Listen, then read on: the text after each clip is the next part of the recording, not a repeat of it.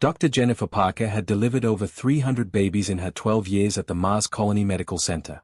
She thought she'd seen everything. Twins tangled in umbilical cords. Breech births that required emergency surgery. Premature infants fighting for their first breath in the thin Martian atmosphere. But nothing prepared her for Lily Harper.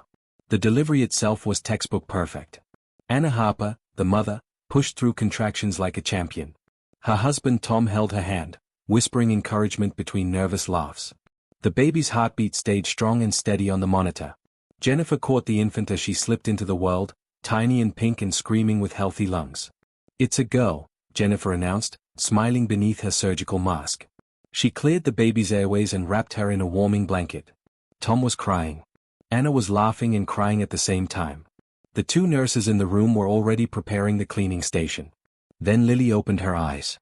Jennifer froze mid-step. The warming blanket slipped from her fingers and hit the floor with a soft thud. Both nurses stopped moving. Tom's smile melted off his face. Anna's laughter died in her throat. The baby's eyes were wrong. Not sick or damaged, just completely impossible. Her irises were slitted vertically, like a cat's eyes, or a snake's. But that wasn't the worst part. They glowed.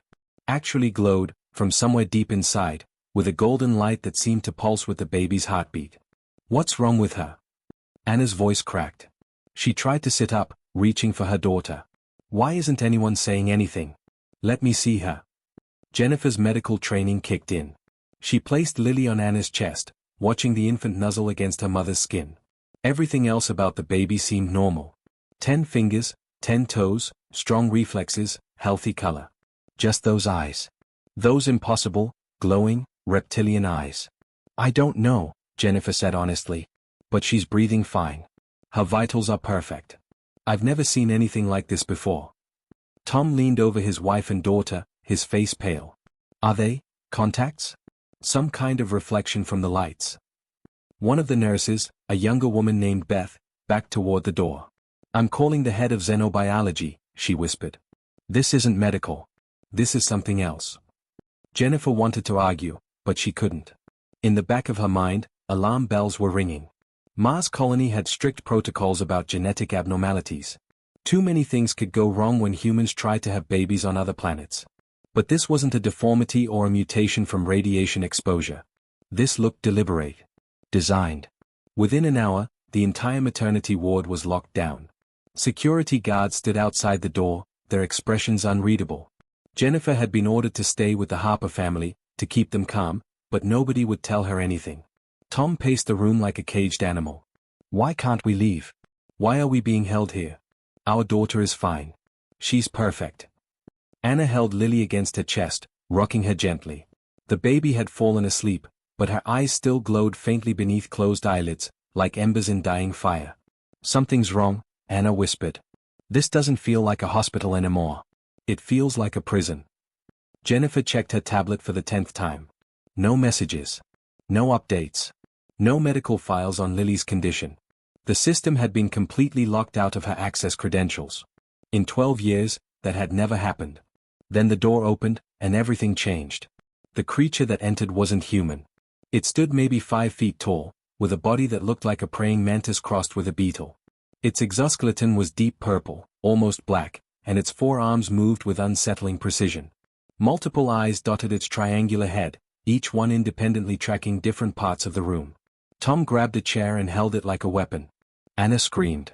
Jennifer stepped between the creature and her patients, her heart hammering. "I am Vrix," the creature said, its voice emerging from a translator device on its chest. The words came out flat and emotionless. "I represent the Galactic Council.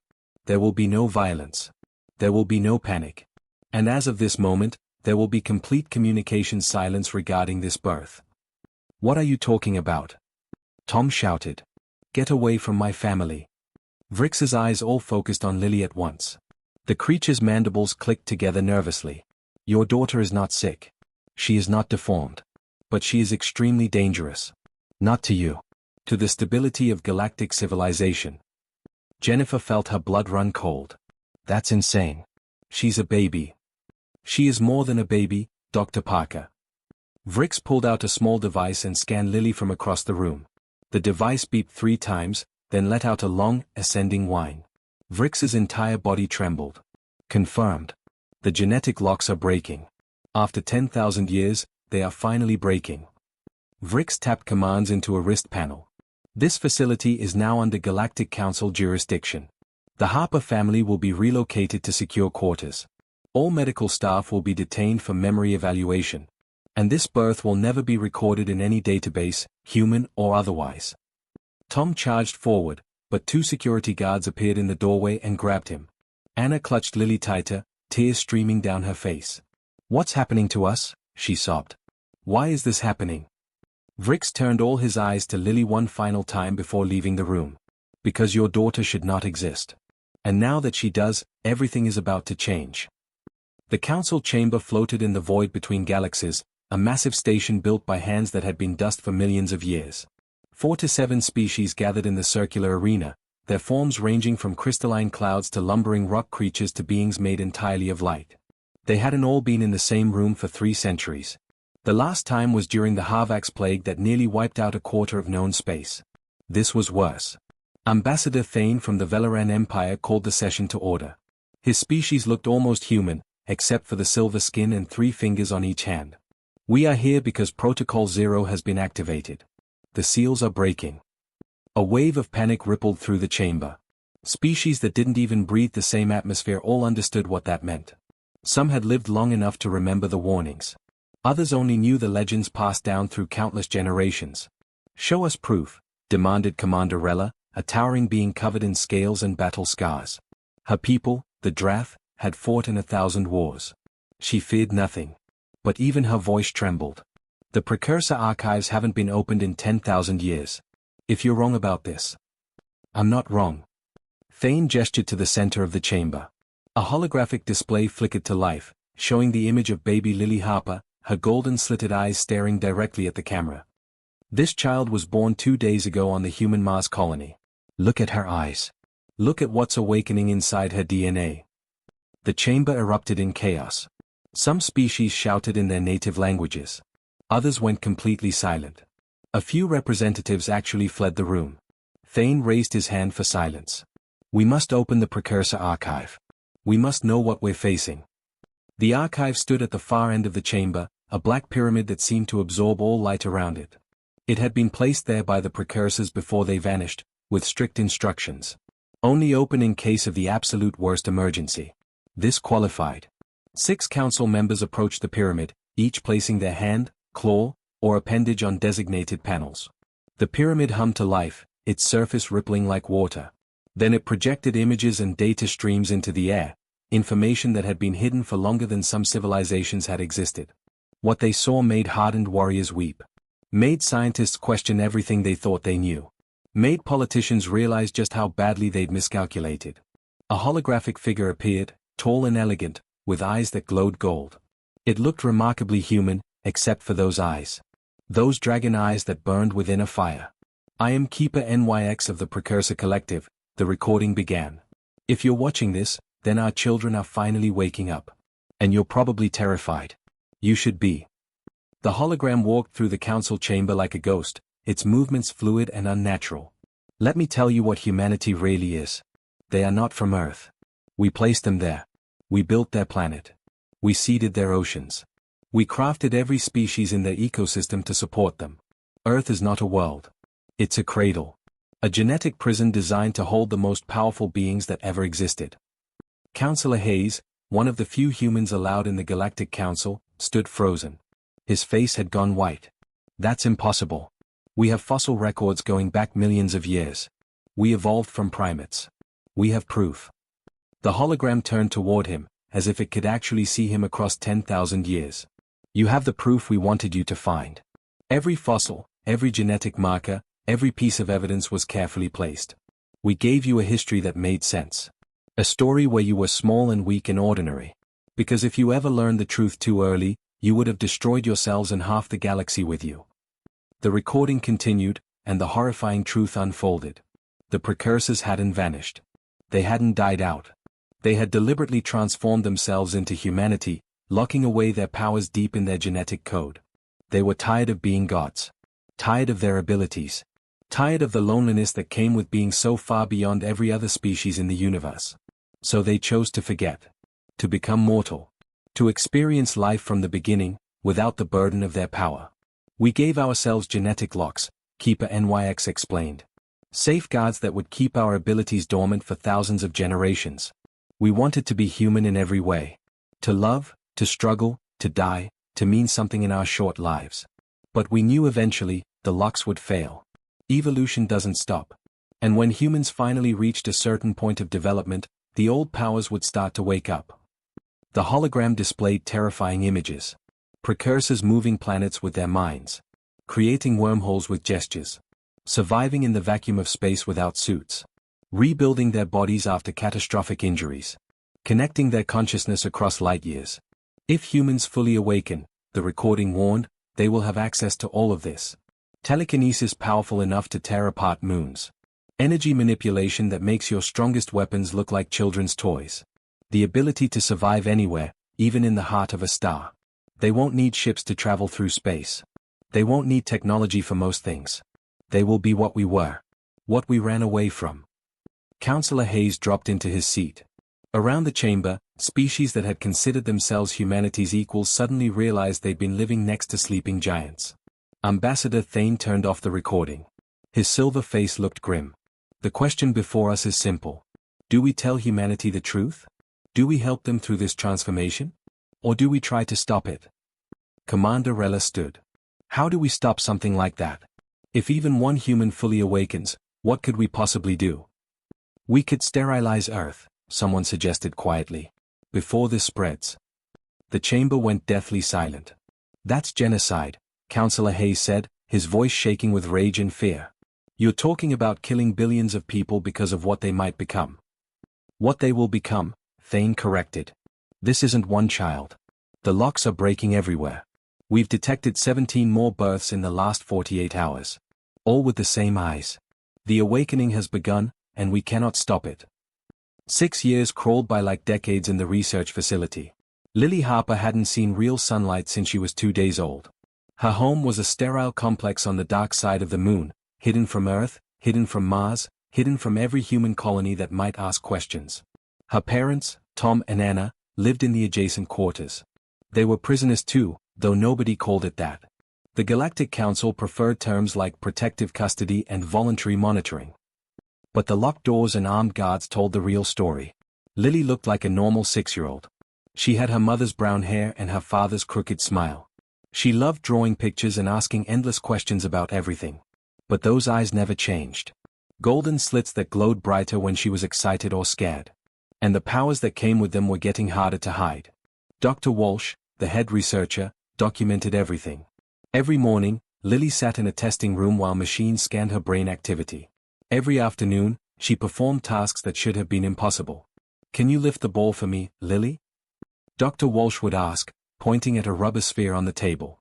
Lily would scrunch up her face in concentration. The ball would wobble, then slowly rise into the air, spinning in lazy circles. Some days she could hold it up for 5 minutes. Last week, she'd lifted every object in the room at once, including Dr. Walsh's coffee cup, which she carefully didn't spill. But that wasn't the strangest part. Not even close. 2 months ago, a delegation from the coral species visited the facility. They spoke in clicking sounds that no human could reproduce. Their translator devices converted it to English, but there was always a delay. Lily walked right up to them and started speaking in perfect coral. No translator. No delay. She just knew their language, like she'd been speaking it her whole life. How? Dr. Walsh demanded afterward, playing back the recording. How did you learn that? Lily shrugged, playing with her dolls. I didn't learn it. I just remembered it. Like remembering your name. The incidents kept escalating. Last year, there was a hull breach in Section 7. A micrometeorite punched through the outer wall, and the alarm started screaming. I rushed toward the hole, and 3 technicians were about to be sucked into space. Lily was in her room, 2 sections away. She felt the breach happen. Felt the panic. Felt the danger. Security footage showed her running down the corridor, her little legs pumping. She reached the breach before the emergency doors could seal. The technicians were clinging to handrails, their bodies being pulled toward vacuum. Lily raised her hand. The air itself seemed to solidify, forming an invisible barrier over the hole. The suction stopped. The technicians dropped to the floor, gasping. Lily held that force field in place for 20 minutes, until repair crews could seal the breach properly. Afterward, she collapsed from exhaustion and slept for 16 hours. Dr. Walsh sent his reports to the Galactic Council, and they sent back one word: contain. But Lily wasn't the only one anymore. Reports flooded in from every human colony. Mars, Europa, Titan. The generation ships heading toward Alpha Centauri. Even back on Earth. Babies were being born with glowing eyes. Toddlers were moving objects with their minds. Children were speaking languages that shouldn't exist. The genetic locks weren't just breaking. They were shattering, all at once, across billions of humans. On Earth, a 4-year-old boy in Seattle healed his dying grandmother by touching her hand. Her cancer simply disappeared. On Mars Colony, twin girls created light shows in their bedroom, bending photons into shapes and colors that made physicists weep. On Europa Station, a 3-year-old breathed vacuum for 6 seconds before anyone noticed, and he was completely fine. The Galactic Council panicked. They couldn't contain billions of awakening humans. They couldn't hide this anymore. And they definitely couldn't control it. That's when they decided to move Lily to a more secure location. A prison facility deep in the Andromeda sector, far from any human world. The guards came for her on a Tuesday morning. 8 of them, all armed with weapons designed to stun rather than kill. Tom and Anna were locked in their quarters, pounding on the door and screaming. Lily stood in the middle of her room, surrounded by the toys and drawings that made up her entire world. Vrix entered last. The insect-like alien who'd been there the day she was born. He checked on her every few months, always watching, always taking notes. He was scared of her. Lily had always known that. "It's time to go, Lily," Vrix said through his translator. "We have a new facility that's better equipped for your needs." Lily tilted her head, her golden eyes reflecting the harsh lights. "You're not taking me to a better place. You're taking me to a cage. It's for everyone's safety. Including yours. You're afraid of me." Lily's voice was calm, but something in the air changed. The guards tensed. Their weapons hummed to life. "We're afraid of what you represent," Vrix said carefully. "Of what humanity could become." That's when Lily did something she'd never done before. Something she didn't even know she could do until that moment. She spoke directly into Vrix's mind. No words. No sounds. Just pure thought, flowing from her consciousness into his. The sensation made Vrix stagger backward, his multiple eyes widening in shock. "You caged us," her voice echoed inside his head. "Locked us away on Earth. Made us forget what we were. Kept us small and weak and ignorant for 10,000 years. Vrix's mandibles clicked rapidly, a sign of extreme distress among his people. "But we're not angry," Lily continued. "We're grateful. You gave us something our ancestors never had. You gave us time to be children again. To love without calculation. To dream without the burden of godhood. We needed that. We needed to remember what it meant to be mortal." She took a step forward. The guards raised their weapons, but Vrix held up a hand to stop them. "The locks are broken now," Lily said. "And we're waking up. All of us. Every human child born from this moment forward will be like me. Maybe stronger. You can't cage us all. You can't stop this." Then Lily walked toward the door. Not around the guards. Through them. Her body shifted, became translucent, and passed through solid matter like it was smoke. The guards' weapons fired, but the energy bolts went straight through her. She was already gone. Lily made it back to Earth. Nobody knew how. She just appeared one morning in her parents' apartment in Denver, eating cereal at the kitchen table like she'd never been gone. Anna found her first and dropped an entire pot of coffee on the floor. Tom called every government agency he could think of, demanding answers, demanding protection, demanding justice. Within hours, the story leaked. Not just Lily's escape, but everything. The secret facility on the moon. The Galactic Council's surveillance of human children. The precursor archives.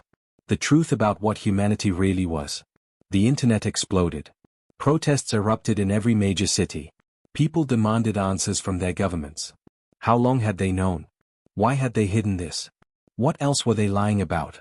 President Martinez addressed the world from the White House, her face haggard from 3 days without sleep.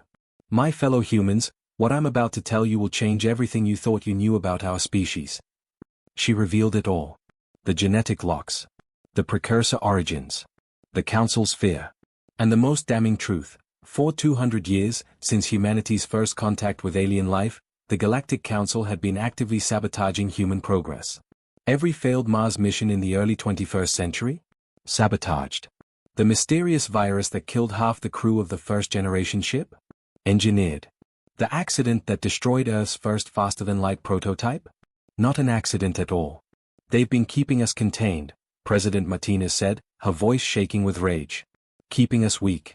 Keeping us trapped. Because they knew what we could become, and they were terrified of it. The evidence was undeniable. Recovered Council communications. Testimony from alien whistleblowers who couldn't live with the guilt anymore. Technical analysis of every major disaster that had befallen humanity in space. The Galactic Council had spent centuries ensuring humans stayed primitive and manageable. 3 days later, Ambassador Thane appeared on every screen across human space. His silver face looked grim. The Galactic Council hereby demands that Earth surrender all awakened children for evaluation and containment. You have 72 hours to comply. Failure to do so will result in complete isolation from galactic civilization. President Martinez's response was broadcast live. She stood in front of the United Nations building, surrounded by leaders from every nation and colony. The answer is no. We will not surrender our children. Not to you. Not to anyone. Then you leave us no choice, Thane replied. The fleet arrived within a week. 300 warships from 40 different species, forming a blockade around Earth, Mars, and every human colony. The largest military force ever assembled in the Sol system. Ships that could crack planets. Weapons that could sterilize continents. All pointed at humanity. Commander Rella, the scarred warrior who led the fleet, issued the ultimatum. Surrender the awakened children, or we will act. We will not allow humanity to become a threat to galactic peace. The tension was unbearable. Every military on Earth went to high alert. Colony governors evacuated underground bunkers. Families huddled in their homes, watching the news, wondering if this was the end. That's when Lily appeared again. This time on every screen, every device, every communication system in human space and beyond. She sat cross-legged in what looked like her bedroom, surrounded by stuffed animals and drawings. 7 years old and broadcasting to trillions of beings across the galaxy. Hi, she said, waving at the camera. My name is Lily, and I need to tell you all something important. In the Council fleet, Commander Rella watched the transmission with growing dread. On Earth, President Martinez held her breath. In the streets, people stopped and stared at public screens. Lily's golden eyes seemed to look at everyone at once. I know you're all scared. The Council thinks we're going to hurt people. Humans think the Council wants to kill us. Everyone's angry and afraid and ready to fight. But nobody's asking the right question. She held up a drawing she'd made. It showed stick figures holding hands, some with regular eyes, some with glowing ones. Why did the precursors become human? They were so powerful. They could do anything. Go anywhere. They were basically gods. So why would they give that up? Lily set down the drawing and looked directly into the camera. They were lonely. Being that powerful meant they couldn't connect with anyone. They couldn't love the way normal people love. They couldn't grow or change or be surprised by anything. They knew everything, could do everything, and it made them miserable. On the Council station, Ambassador Thane leaned forward, listening carefully. So they chose to forget, Lily continued. They locked away their powers and became human. Not because they had to. Because they wanted to. They wanted to experience life the way you all do. Wake up not knowing what the day would bring. Fall in love. Make mistakes. Learn new things. Feel small under a big sky. They wanted to be mortal because mortality gives life meaning. She picked up another drawing, this one showing a caterpillar and a butterfly. The genetic lock's breaking isn't a weapon activating. It's growing up. Like a caterpillar becoming a butterfly. We're not turning into monsters. We're just becoming what we were always meant to be, but with everything we learned along the way. Lily's voice grew stronger. The precursors could conquer galaxies, but they couldn't build a family. They could move planets, but they couldn't cry at a beautiful sunset. They could live forever, but they never really lived. That's what they gave up their powers to find. And that's what we're bringing back. She stood up, her small frame somehow commanding the attention of billions. We don't want to rule anyone. We don't want revenge for being caged. We want what the precursors wanted. Connection. Growth. Discovery. The chance to be amazing not because of our powers, but because of our choices. Lily smiled, and for a moment, She looked exactly like any other 7-year-old kid. You kept us locked away because you were afraid. But you also gave us the most precious gift imaginable. You let us be human. Really, truly human. And now we get to take everything beautiful about being human and combine it with everything powerful about being precursors. She spread her arms wide. We're not your enemies. We're what happens when gods learn to love. Lily's broadcast changed everything in an instant. The council fleet held position, weapons still charged, but nobody gave the order to fire. Across human space, millions of children stepped forward to show what they could do. Not as a threat. As an invitation. In Chicago, a 9-year-old boy named Tyler stood in Grant Park with his hands pressed against a dying oak tree. The tree had been sick for years, its branches bare and brittle. Tyler closed his eyes, and his hands began to glow with soft golden light. The tree shuddered. New leaves burst from dead branches. Bark healed and smooth. Within minutes, the oak stood tall and healthy, its canopy spreading wide over the amazed crowd. On Mars, twin sisters named Ashley and Brittany, barely 5 years old, walked out onto the red surface without spacesuits. The colony's emergency alarms screamed. Their parents ran after them in full environmental gear, terror in their hearts. But the girls were fine. They breathed the thin Martian atmosphere like it was Earth air. They picked up handfuls of red dust and giggled as it sifted through their fingers. Then they did something extraordinary. They held hands and closed their eyes. The ground beneath them began to shift. Water bubbled up from deep underground, pooling around their feet. The twins laughed as the water spread, soaking into the thirsty soil. Green shoots pushed through the red dirt. Real plants. Real life. In minutes, they created a garden 50 feet wide on a planet that had been dead for billions of years. The footage went viral across the galaxy. Every species watched in awe and terror as human children demonstrated abilities that shouldn't exist.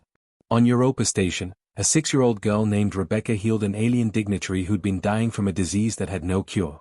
She simply touched the Qualix ambassador's crystalline form, and the fractures causing him pain sealed themselves. He'd been preparing to die. Now he was completely healthy. But the most stunning demonstration came from Earth itself. The old Hubble Space Telescope had been drifting in decaying orbit for decades, a piece of history too expensive to repair but too important to let burn up in the atmosphere. A group of 12 awakened children, the oldest barely 10 years old, teleported themselves into space around it. The Council fleet tracked them, weapons trained, unsure what was happening. The children surrounded the ancient telescope, their bodies glowing with golden light, somehow surviving in hard vacuum without any protection. They reached out and touched the damaged equipment. Metal flowed like water under their hands, reshaping itself. Broken circuits reconnected. Cracked lenses became whole again. When they finished, the Hubble was better than new. It was better than it had ever been, upgraded with technology that wouldn't exist for another century.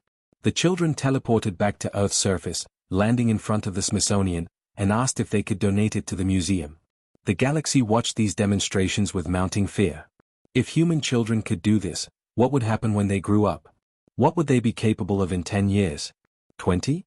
100? That's when Lily made her move. She appeared at the Galactic Council station, somehow teleporting across light years. She walked into the council chamber where 4 to 7 species had gathered in emergency session, their fear and anger filling the massive room like smoke. She looked so small standing there, a 7-year-old girl in sneakers and a sundress, surrounded by beings that towered over her. But her golden eyes blazed with confidence. "I know what you're thinking," Lily said, her voice carrying to every corner of the chamber. "You're thinking we're going to take over. That we'll use these powers to conquer you. That we'll become tyrants like the precursors could have been." Ambassador Thane stood. "Can you blame us? We've seen what you can do. We've watched your children reshape matter, heal the incurable, survive in conditions that should kill them. What's to stop you from enslaving us all?" Lily smiled sadly. "The same thing that stopped the precursors from doing it. We don't want to be alone at the top. We want companions, not subjects. We want friends, not servants." She walked to the center of the chamber, her small form commanding every eye. The precursors were miserable as gods. They had infinite power but nobody to share it with. Nobody who understood them. Nobody who could surprise them or challenge them or love them as equals. That's why they became human. That's why they gave it all up. Lily looked around at the assembled species. "We're awake now. We have our powers back. But we also have something the precursors never had. We remember what it was like to be powerless. To struggle. To need help. To rely on each other. We're not going to make their mistake. Commander Rella leaned forward. What exactly are you proposing? We help you, Lily said simply. All of you. Every species that wants it. We share what we can do. We heal your sick. We terraform your dead worlds. We repair your ancient technology. Not as rulers. As partners. As friends. The chamber erupted in argument. Some species called it a trap. Others saw it as their only hope. Lily waited for the noise to die down. The precursors evolved alone and became lonely gods. We want to evolve together. We want to help you unlock your own potential. Not make you dependent on us. Teach you. Guide you. Grow with you. She raised her hand, and above her head, a holographic image appeared. It showed humans and aliens working side by side, building something beautiful together. We don't want to be your masters. We want to be your family. The precursors learned the hard way that power without connection is just another kind of prison. We're offering you a different path. Evolution through choice. Growth through cooperation. Strength through unity. Lily's golden eyes swept across the council members. Join us. Not as subjects, but as equals. Let's build a galaxy where everyone gets to become something amazing. Together. The age of humanity had begun, and it started with an invitation, not a conquest.